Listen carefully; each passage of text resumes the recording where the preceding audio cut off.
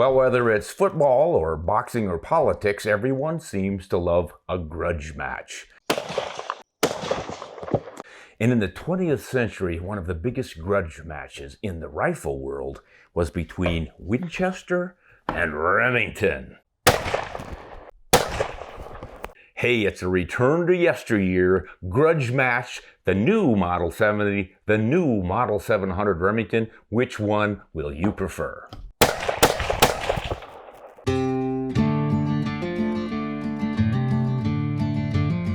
M70 was the first one out. It came out in 1935 or 36 and quickly got the reputation for being the rifleman's rifle. It had all of the features that 20th century hunters loved. The biggest part of it was the controlled round feed action. And what that is a method for making sure that your cartridge is controlled for its entire journey up out of the magazine into the chamber and then fired and coming back out. Here's how it roughly works. When you push forward on that bolt, the bottom edge of the bolt hits the base or the rim of the cartridge, pushes it forward until the spring in the magazine throws it up. Once it passes the feed lips that's holding it in, it is then slipped up and under this big leaf spring with the extractor hook, which covers a lot of area on that rim to pull it out. So you shove forward with the control, and if you somehow get excited and fail to close the action and try to pull out that round and put another one in, you'll actually get the job done because it is controlled all the way. It's ejected or thrown off of the face of the bolt via this little slot you see here in the head. And that covers or goes over a standing breech extractor or ejector. There's an ejector blade in there that slides through. So when you come back, the harder you come back, the harder it pushes that thing off. Controlled round feed. That was the big selling point on the Winchester.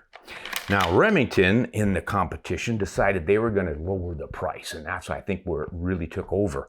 In 1962, they came out with the Model 700, and it was generally selling for somewhere in the range of 25 to maybe 30% less than a Winchester in the same chambering. That was a big deal. One of the ways Remington did that was by making a round bottom action. So this receiver was just round, and they would shave off the top for your scope mounting and things, but the base of it is rounded, so it's really easy to turn this thing on a lathe to build it. So you've got concentricity. You've got a round bolt, you've got a round receiver, you've got the round barrel. It's just really easy to get everything lined up perfectly. The Winchester has a flat bottom, which some people like because it gives you a good solid bedding surface, but it's not as easy to get all that concentricity. That gave Remington, I think, a reputation for superior accuracy right out of the box. As a general rule, it seemed to develop that over the 60s and 70s and into the 80s. Whether or not it makes a huge difference with your particular rifle, I don't know, because each rifle is an individual. Some just seem to shoot beautifully regardless which style it is. So I don't know, I wouldn't call it buying a pig in a poke, but the Remington did kind of have the reputation for being more accurate, whereas this was the one, the Model 70, you wanted for dangerous game hunting because of that controlled round feed. Now, why doesn't the Remington do that? Because it's a push feed. Now, to get the bolt out of this one, you push a little button right up in front of the trigger, and then you can pull the bolt out, and we'll show you what the head of that looks like, and we'll compare it with that Winchester. I'll bring that one out too. So obviously we've already showed you that Mauser style leaf spring extractor hook grabs a lot of the rim of the cartridge. Look at the little one you've got on this Remington. I don't know if you can see it. We'll get a close up here for you, but there's just a little bit of a silver extractor hook showing inside of the bolt face. So that's a little bit weaker, actually quite a bit weaker than this big one on the Winchester. However, Remington would advertise 3 rings of steel for extra strength. Once you got that cartridge inside of the bolt face, it was surrounded by that steel rim because the bolt face is recessed. Whether or not that actually is of any value, I kind of question, because most cartridges, if they're going to break, rupture, or split are going to do it somewhere up in the body, not back here at the head where the webbing is the thickest. But it was a selling point, and they really pushed it. Now, the reason it's called a push feed, when you push forward on this one and pick up the rim of that cartridge in the magazine, push it forward, it springs loose, and it is loose all the way until you've completely pushed it into the chamber and turned that bolt down, and then you push the little extractor hook into the groove of the rim, and it's automatically pushed off by that little plunger ejector in there. There's a spring behind that plunger that's always pressing against the back of this. So once you start coming back, it's going to kick it off, but it never holds it. So if you come forward and don't close the bolt and snap that over and come back out, you've left a round in the chamber. And then you come forward and you pick another one up out of the magazine and you jam it against the first one, and there's your jam and the buffalo charges, and you're in trouble. That's why the dangerous game hunters like the controlled round feed system. Those were the two big differences, but I think what really drove the market back in those days were the deer hunters, pronghorn hunters, elk hunters, not too concerned about a charge from a Cape buffalo. So it really didn't matter if you had the controlled round feed or not. And the accuracy, or at least the perceived accuracy benefits of the Model 700, I think drove a lot of the sales. That and the lower price. Now, in the mid-60s, Winchester did try to match that pricing by getting away from that controlled round feed. They went with a simpler system that was essentially a push feed, the same as the Remington. Didn't do them much good because most people had already made up their minds. It was like, sort of like Ford and Chevy. When you decided on one, you stuck with it. So the Winchester eventually in the 80s went back to the controlled round feed system, and that's what it remains today. But even the push feed ones from Winchester, I don't think were really all that bad. They had some relatively cheap stocks with pressed checkering instead of cut checkering and stuff for a time there when they were trying to do the competition with Remington. But I'm thinking that doesn't all that matter that much, because this is now, that was then. What's the Grudge match going to turn out to be when we run these two against one another? What I just told you about their systems remains the same, but how do they shoot? Now, this is a featherweight version of the Winchester Model 70, which is my favorite. Got a 22-inch barrel. If you want a longer barrel to get a little more velocity out of your cartridge, bingo, here's your 24-inch barrel on the Remington.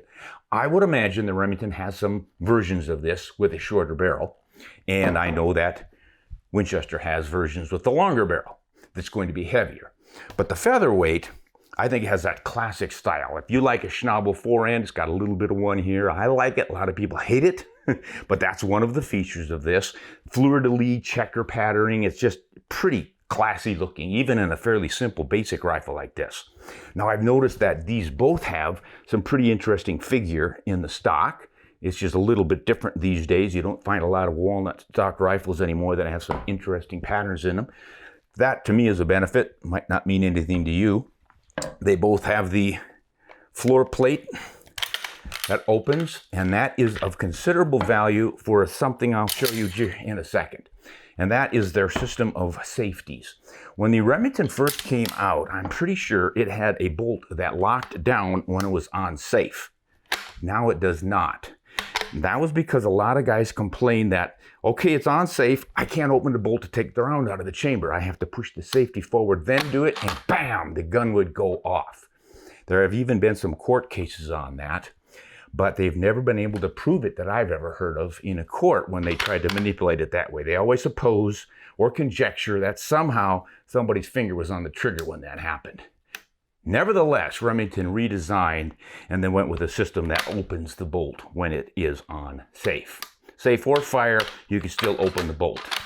So with a Winchester, you've got what they call a 3-position safety. And in the fully back position, you've locked that bolt down. You cannot fire the gun. Shove it forward into the middle, and the bolt is now operable. You can take your round out, but you still can't pull the trigger until you shove it all the way forward. That is the safety feature that most fans of that 3-position safety really like. Now, some folks think, oh, that's stupid, I got to push it twice. Once you've developed a habit, it really doesn't. It's just forward it goes and you're ready to shoot. But Suit yourselves, both systems have been proven for quite some time. What else can we tell you about these? I do not like this new recoil pad. To me, it looks too big, too thick, and kind of a chintzy, glossy look to it. The rest of the rifle looks pretty classy. So I will give Winchester top spot for the recoil pad and the look. I also think the checkering is a little bit better on the Winchester. This is, I don't know, a little bit different pattern than I've seen before. I like all the jagged lines on here. I guess you'd call this 1, 2, 3, 4, 5-point patterning, whereas this one has more of a, some might say, a flowery fleur-de-lis pattern, but suit yourselves on that one. I think the real question is, how do they handle and how do they shoot? We need to get out to the range to test all that. But first, I have to mount some scopes. Trigger on the Remington 700 is breaking at 3.5, right at 3.5. And the trigger on the Winchester seems to be breaking at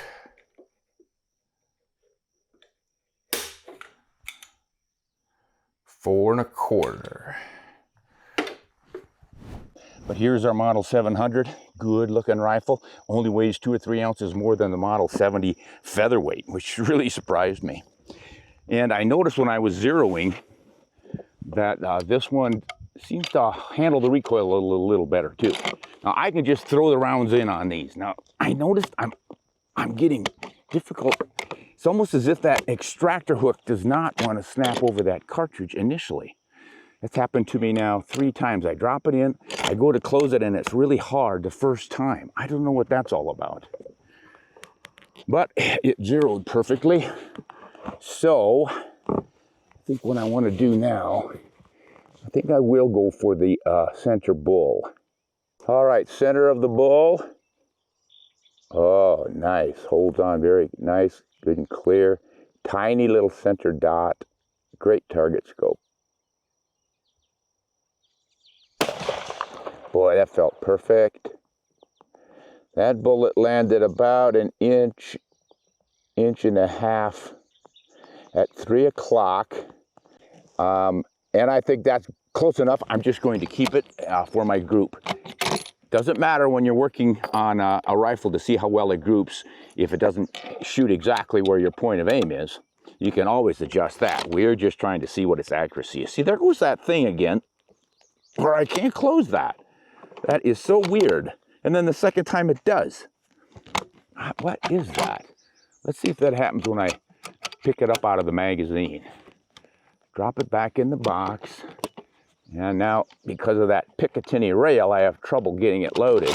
I don't like those pick rails covering up that loading port. And that is just touching the bull at about 5:30. Just caught the red. Pretty nice stuff. Now this would be a bullet you'd want to use for elk hunting, moose hunting, big bears. This is the terminal ascent combination of a, there goes that, it won't lock again. It's got to be that it's not, the extractor hook is not coming over. Now that one looks like it's really jammed in there. All right, here's what I think the problem is, guys. We're looking at the bolt face. There's your plunger ejector. I think I can push it down with this bullet tip. That's what pushes the shell off. And then down here is that little silver hook. That is the extractor hook that gets the rim of the cartridge. It holds it like this, and then when you pull back, once that shell casing clears the receiver, it flies out because that plunger pushes it off. So it just gets pushed onto that. It has to get pushed under that extractor hook. But it looks to me like we're rubbing right here, and then you've got the spring steel clip behind this extractor hook that's pushing it and giving it that spring. And it looks to me like that is bent and it's sticking out and getting in the way like this. Not wanting to get up and under there for some reason. I'm also seeing some pressure and rubbing right there, like they didn't hone that out quite well enough. And you can see there's a bit of a gap right up in there. It's not concentric with the face. That may have something to do with it too. It's just not lining up properly. It's unfortunate it doesn't do Remington any favors, but I'm sure a new rifle like this, they're going to make it good. But this is one of the things about being a gun writer, tester, whatever. People think, well, you get all the finest. They double check everything and make sure that not only get a rifle that works perfectly, but it's the most accurate one in the lot. That's not the way it works. They just send us anything, and this is the kind of stuff that happens. And believe you me, it has happened throughout my career with rifles costing way up in the stratosphere. I got one time that was a full custom job that was supposed to be really something, and it ended up being something, but they forgot to ream the chamber for the lead. They didn't put the lead in for the bullets. They just roughed out the chamber and shipped it out without finishing it. Crazy stuff happens. So unfortunately, we can't finish the video and get the accuracy off of this rifle if we can't even load around. So we're gonna have to get all this nasty stuff fixed before we can continue with this.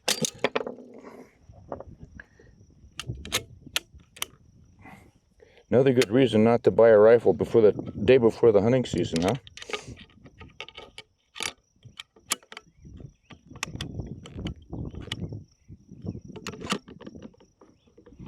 No, the reason I can't get one in there is because they're still round in. This is an issue. It's kind of funny, but this is why the push feed is not beloved by some shooters, especially dangerous game hunters. You get this kind of a jam. There's a round left in there because the extractor hook never closed over to pull it out. So now when I come back and try to shove another one in, what's going on? I'm jammed. Yep, you're darn right you're jammed. And this is where that trapdoor helps you out, but I've still got that round up in the chamber from the previous one where it wouldn't close on it. Let me try one more round. I would like to get at least a 3-shot group out of this thing.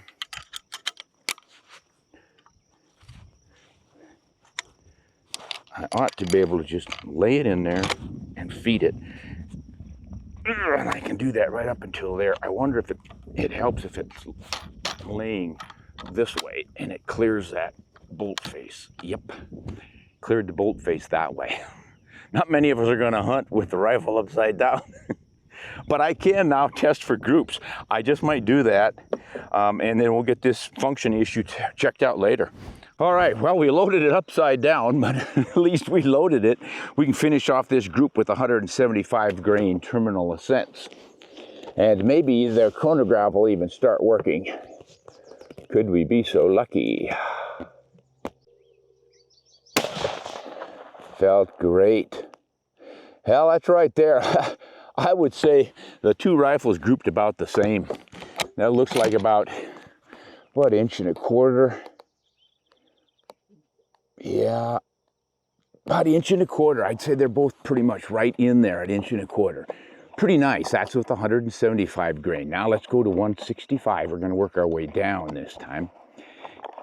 And I think we'll stick with this because the barrel's still cool. After that long interlude figuring things out, we didn't do any shooting, so we should be fine. Clean up my brass here. We're done with this. Yeah, chronograph didn't record that last one, so I think it's defunct. Come on, Garmin, get that thing shipped out here. Okay. Get all snuggled down here best we can. Now, since this is shooting so tight, I think I can go, well, yeah, I'm going to go for the left lower red dot. Nice, nice. And wouldn't you know it, I must have shot low. And my only complaint about those targets, I love the white. You can see your bullet holes nicely. I love the square grids. But they've got the corner aim points a little bit low and high. They were down another inch. I can see the hole just on the lower edge of the paper. I think I can risk maintaining that hold. The infamous upside down loading technique. I will say this is a mild shooter with that recoil pad I don't like. I like what it does, I just don't like the way it looks.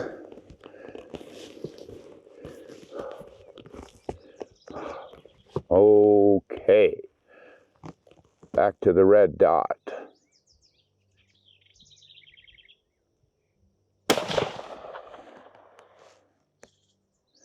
Yeah, I fear, no, by golly, it jumped clear up to the red dot. I just hit the edge of it.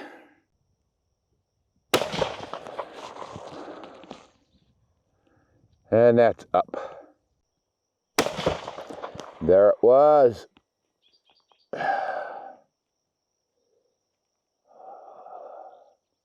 Not sure where it is. I think it's right in there, which might give us the 1-inch group if it is. And then that flyer, but I don't know, it's a bit of a mystery. Not excessive pressure or anything, guys, if you're thinking that's a problem here. That's just normal looking, nice and mild. But I think for as much hassle as this thing is to load, I think we might just skip it. We're gonna go to the Winchester and see how well that one shoots. But give them a benefit of a doubt here. I would say Remington should be doing their tolerances better in there. They just have to check this material when they build it and put it out. The last time I spoke to them a couple of years ago, the new Remington, they said they were really going to focus on quality control. Better barrels, better steels, better production, better tolerances, and the whole bit.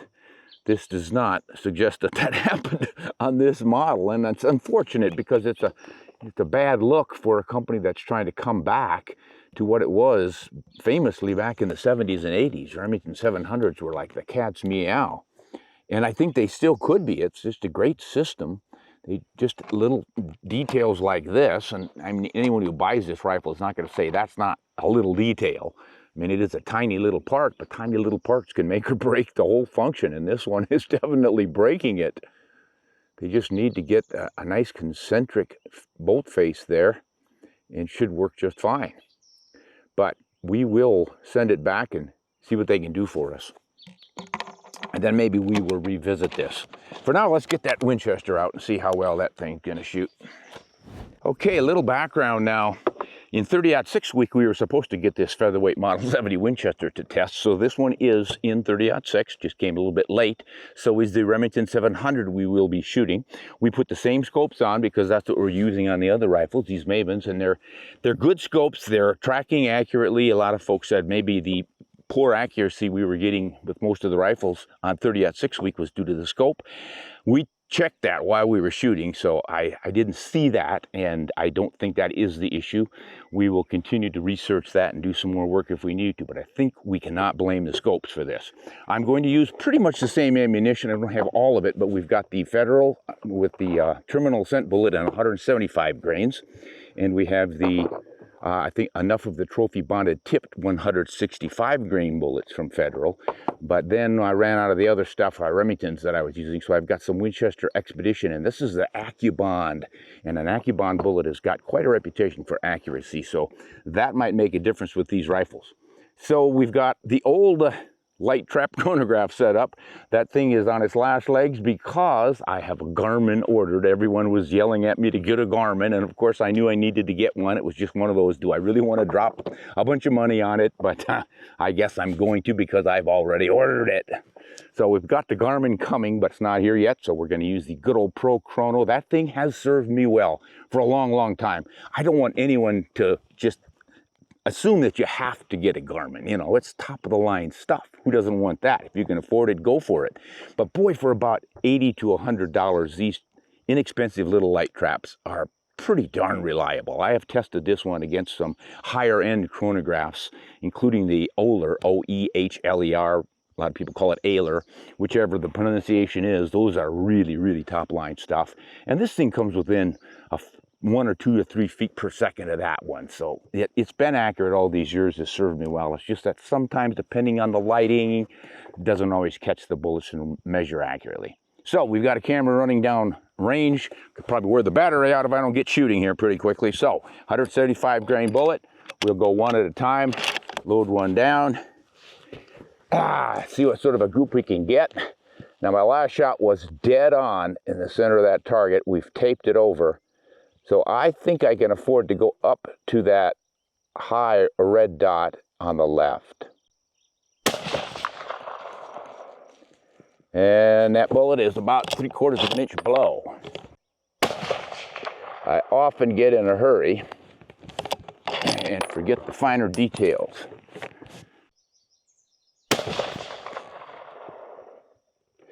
Yeah, it went just a ½ inch or so to the left of the bullseye. So that opens it up to about minute of angle. And minute of angle in my book is shooting awfully darn well in a hunting rifle, especially a sweet lightweight like this one. 7 pounds, 3 ounces, I think what I weighed on this one, or 2 ounces, 7.2. Before I put the scope on, now guys, for this hunting rifle, I would not necessarily put this scope on. It's just too heavy. A lot of folks don't mind that. Great, go for it. But for me, a lightweight, trim little rifle like this, that's just too much weight in the scope. Also, you might notice, if you look really closely, I don't know if you can see that, the only base I had was a loopholed adjustable rear. This is a nice system if you have a rifle that's a little bit off center, the barrel's not quite centered up with the action. I've had one in the past like that, and you dial your scope so far over that you practically ran all the dialing out of it on your windage. You've got your windage adjustment physically outside of the scope, so you can initially get it lined up perfectly with the center of the bore by using these big screws on the back of this mount system. But it's all steel and it's extremely heavy, and so is the scope. By the time you put them together, your little 7-pound rifle is turning into, I don't know, this thing must be closer to 9 pounds now. But boy, it's sure shooting nicely, and I like that. All right, we've just got enough rounds to do this and have one left over if we don't mess it up. So 100-yard target. We're zeroed for the 175s. We'll see where the 165s go. Winchester seems to be working properly. I'm going to feed from the magazine. Chronograph is re-zeroed. I think for this one, because I can't predict the high and low, switching bullet weights, I am going to shoot for the center of the target vertically, but I'm going to go off to the left where the big black line meets the little thin line. It's out there at about what, 1, 2, 3, 4, 5-inch circle ring, straight below the red bullseye.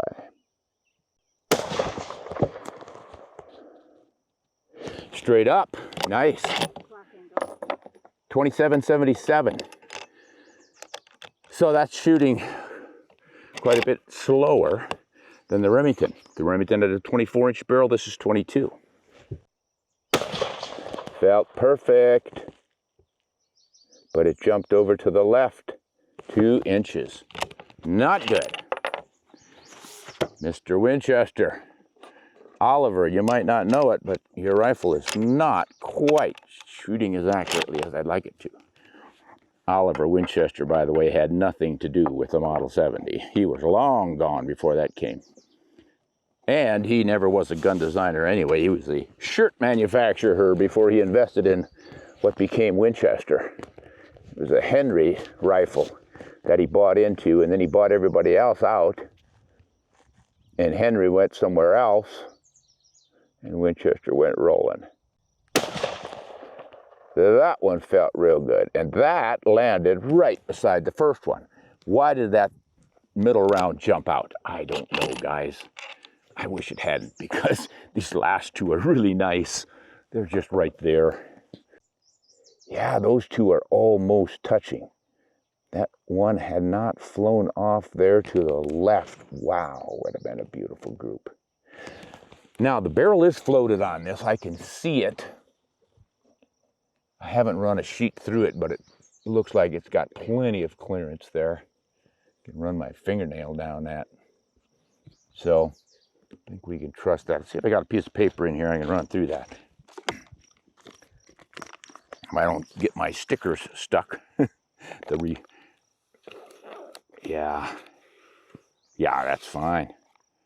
Yeah, I only lost one sticker out of the deal too.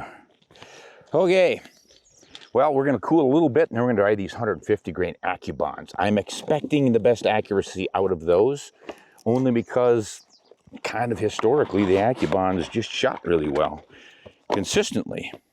They just seem to be a darn good bullet. I'm looking for some brass on the ground now, guys. I don't want to lose it, but there's one on each side. Found one. Betsy eyeballed it. There was one over here someplace too, but we'll get it eventually. It's a Federal. Don't want to mix it up with the Winchesters. Yeah, it's just mildly warm. So I think we can move into it. Now, again, this might be that these 3 shots with new ammunition each time are not a fair way. Somebody else suggested that too after the 30 at 6 week. I said it's really not fair to shoot 3 different brands, 1, 2, 3 shots, 1, 2, 3 shots, and expect the accuracy to be consistent. When you put a new bullet in, you should refoul that barrel. But we're going to try this anyway. 150 grain. No, 100. These are 180 grains. My mistake.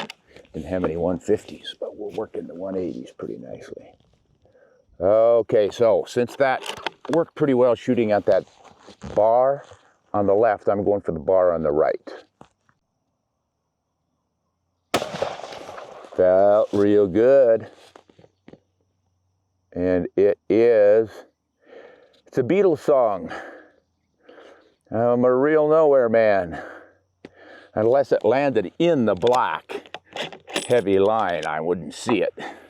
But otherwise, I am just not seeing it. That one's off to the right an inch, and then it's up 1.5 inches. So yeah, that last one could have been off the page. Got a velocity, 2886 it looks like. I could live with that on a 180 grain bullet. Wow. Of course, we don't know if we can trust that chronograph anymore.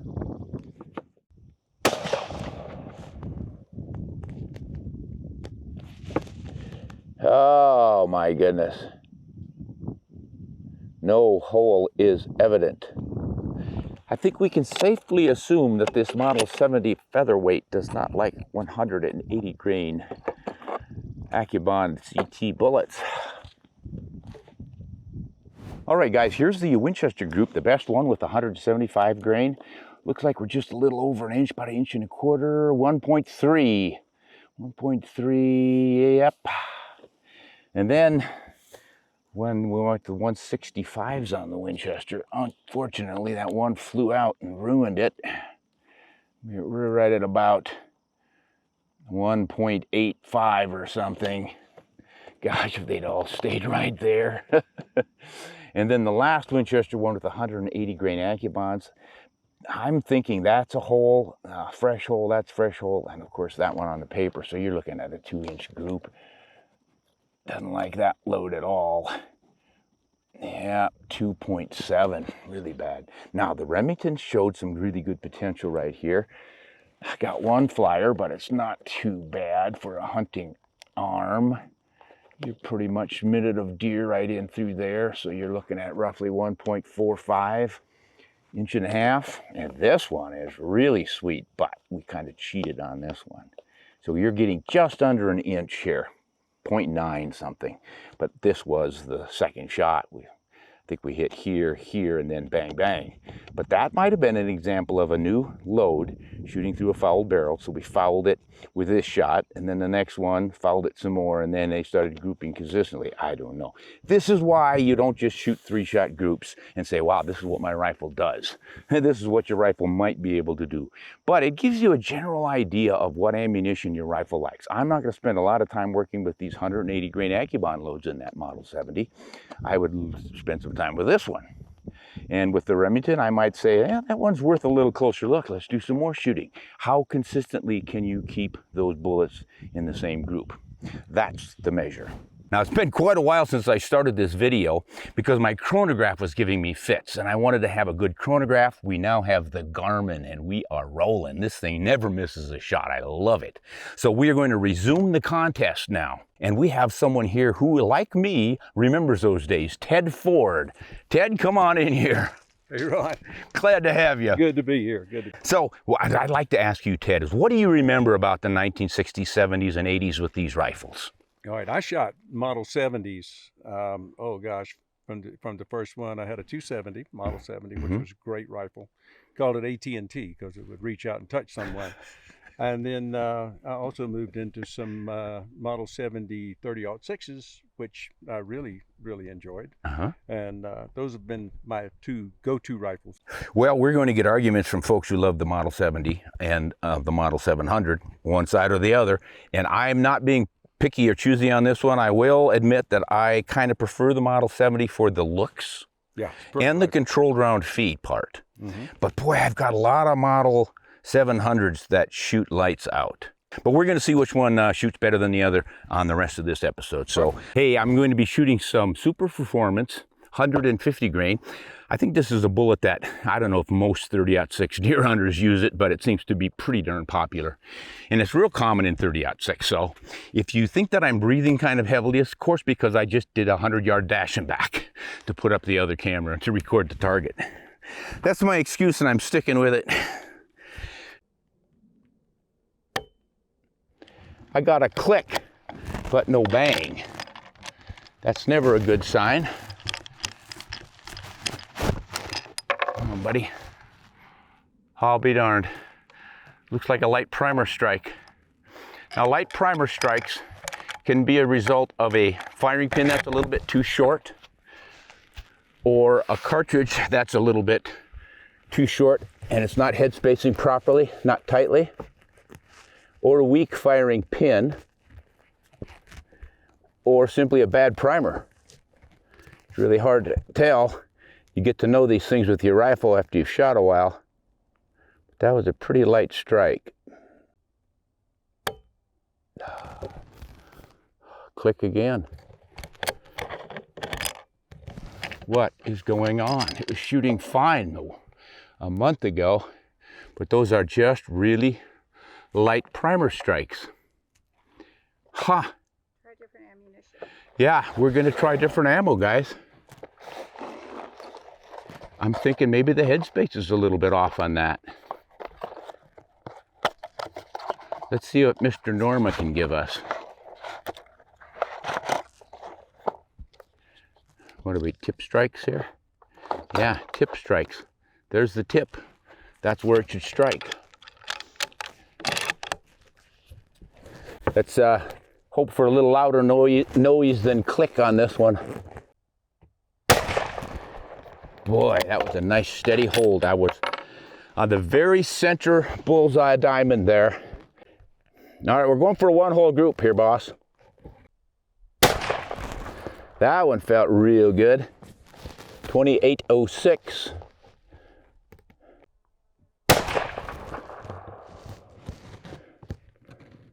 Oh my gosh. Something's moving. Okay. Up to 2831 feet per second. Felt good, should have been there.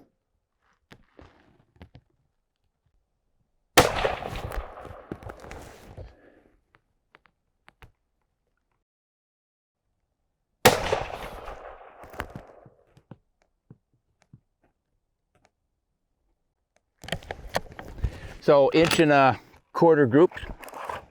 Sound right? That's what it's looking like to me. Okay, now we've got the same type of scope here, another Maven scope. And we tested these scopes and dialed them up and down. Like, I think this one we took it 12 clicks up and 12 clicks back down. It's right back there again, left and right, up and down and all around, and it's just doing it exactly right. No death grip. Nice. Okay, not bad. Felt real good. Okay. That one's on the top of the red bar, 1 Yep. inch left. Well, we have some issues, Ted, but we do have a Model 70 that shot a 1-inch group with 3 shots. That's encouraging, and that was with the Norma 170 grain bullet, right? Right. It would not shoot the Hornady Superformance at all. The Remington shot the Superformance, had 1 click, but it was going off with the other 3, but it shot a pretty dismal 2-inch group. Right. But we never judge a rifle's accuracy by 1 load. Right. What do you recommend we should try next for the Winchester? Well, let's see here. We've already done this one in a previous session. That's 190 grain. Yeah, we're gonna have to do that one. We do? Yes, Do it. because we won't shoot this one. We've done that one, and we did this one before you got here, Okay. like a month ago. No wonder I didn't remember that. Besides, I was waiting for the heavy ones for you to shoot. 'Cause I there's more appreciate recoil. that too, because I like to have that, Extra jolt. No, I'm gonna stick you behind that lens again, because it wouldn't be fair to switch horses in midstream on this accuracy shooting. After I get done, we'll have you shoot the most accurate load to see if you can beat my best group. All right. I'm gonna go to the upper left little diamond. Got it. This thing seems to be shooting just to the right spot for vertical, but we've got a new load in here now, so it could be quite a bit higher or lower. Oh, it cycles beautifully, nice smooth, that's classic for the Winchester. Gets it right in there.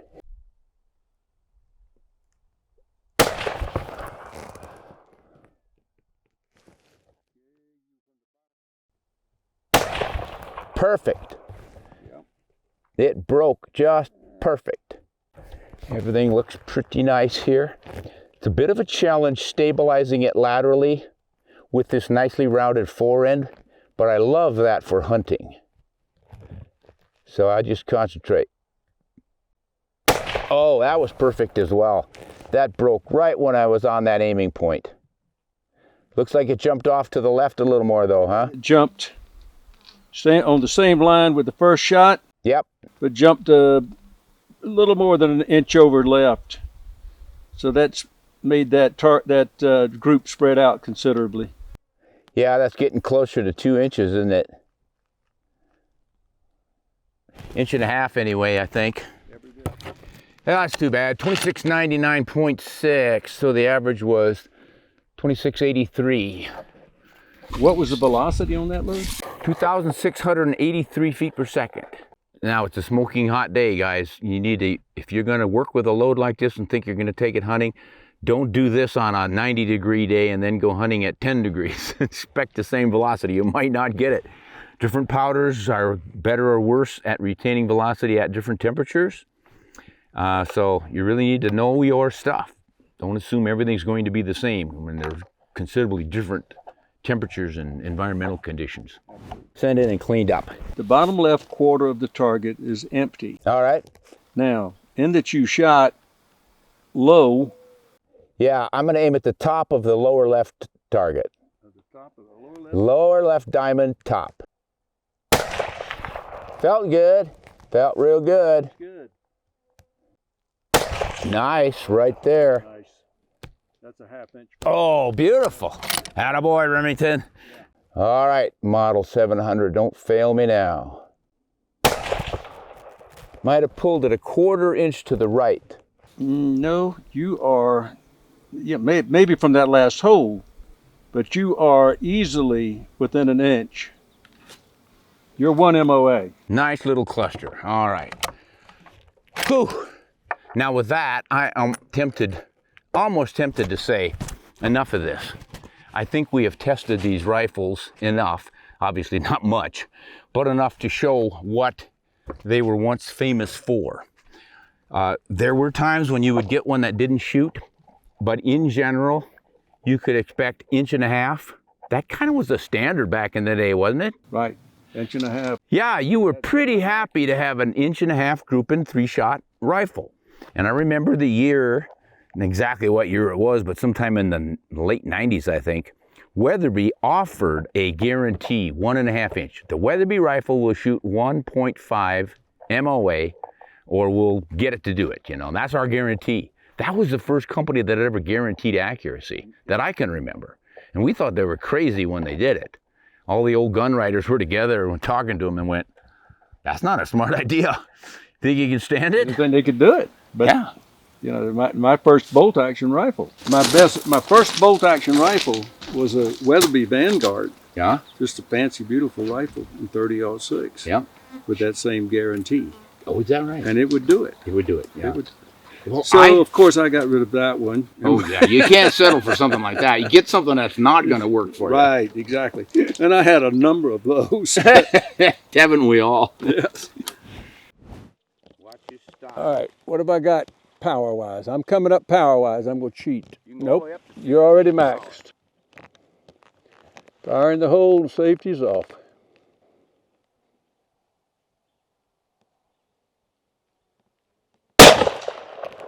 Beautiful, straight up.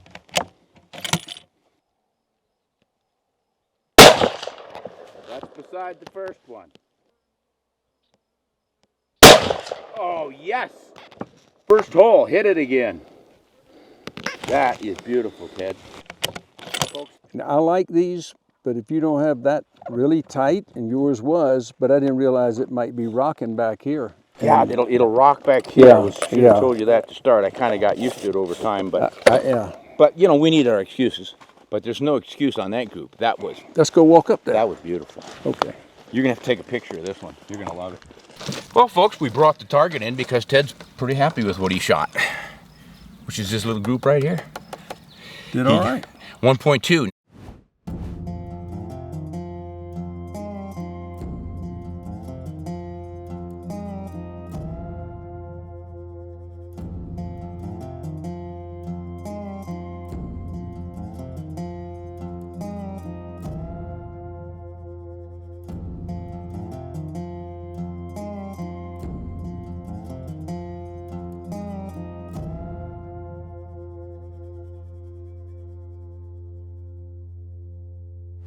Well, there it was, guys. I don't know if I'm going to be in trouble or not, but this is what happened. Now, I still think both of these actions are superb. I have many rifles chambered in those, and I'll probably get some more down the road because I think they're just great. What do you think? I mean, over the last 50 years, I have seen so many superb Model 70 and 700 rifles that I just can't believe that they're on their way out. Certainly there are a lot of new rifles. When you look at the actions in there, pretty much patterned on these two. So I think if both companies can just step up their quality control a little bit, they should be right back in the game. Let me know what you think. Which Model 700s and Model 70s have you shot over the years? Which ones are you still shooting? And if you had to pick the superior one, which one gets your vote? We'll see you next time on Honest and Shoot Straight.